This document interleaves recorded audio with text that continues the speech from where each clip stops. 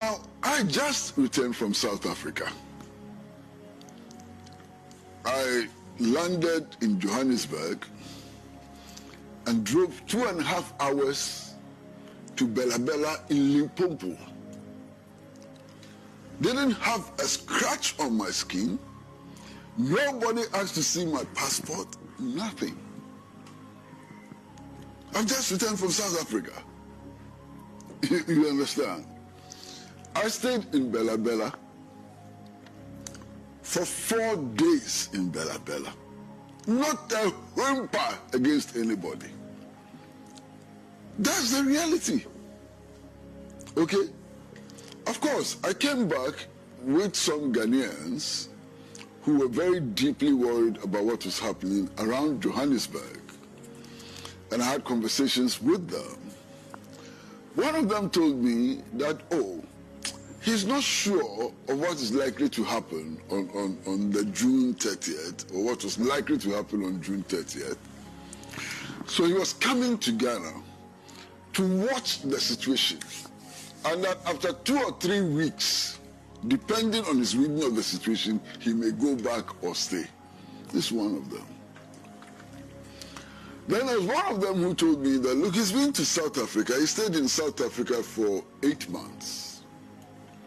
He doesn't have a job. He's struggling for a job and so on. He can't find a job. So there's no point risking his life and so on. So he's decided to come back home. And that even coming back home was difficult. He couldn't afford his ticket. And it was relatives who bought the ticket for him. You understand? Now, this is the reality we are confronted with. There is something which is so very important for me as a Ghanaian. You understand? Now, today, this is happening in South Africa. And I'm sitting in this studio with all of you as a Ghanaian. I find it so difficult to mount any moral high ground. Because we started it.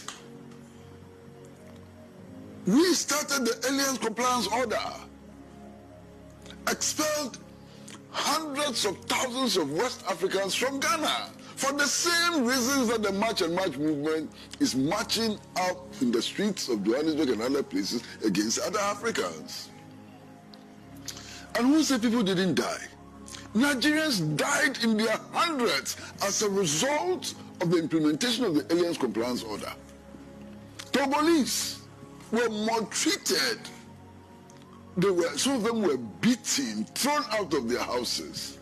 Burkinabes and so on. We did it in 1969 or thereabout under the Buzia administration. So knowing this, how can I pretend that we are any different from the people in the March and March movement? How can I pretend?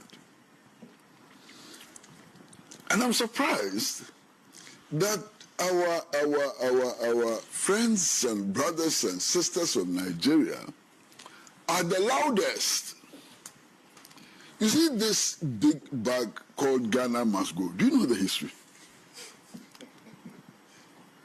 Do you know the history of that Ghana Must Go bag? Because the Nigerians retaliated in the 1970s. They sacked West African nationals and other African nationals from Nigeria. Hundreds died as a result of the maltreatment they suffered. The way Ghanaians were treated, Ghanaians were brought back to Ghana in articulated trucks like cows. Why? They are complaining today. They started it. You are calling for revenge. Perhaps the South African case is a revenge. Let's wake up. Let's think. What is this?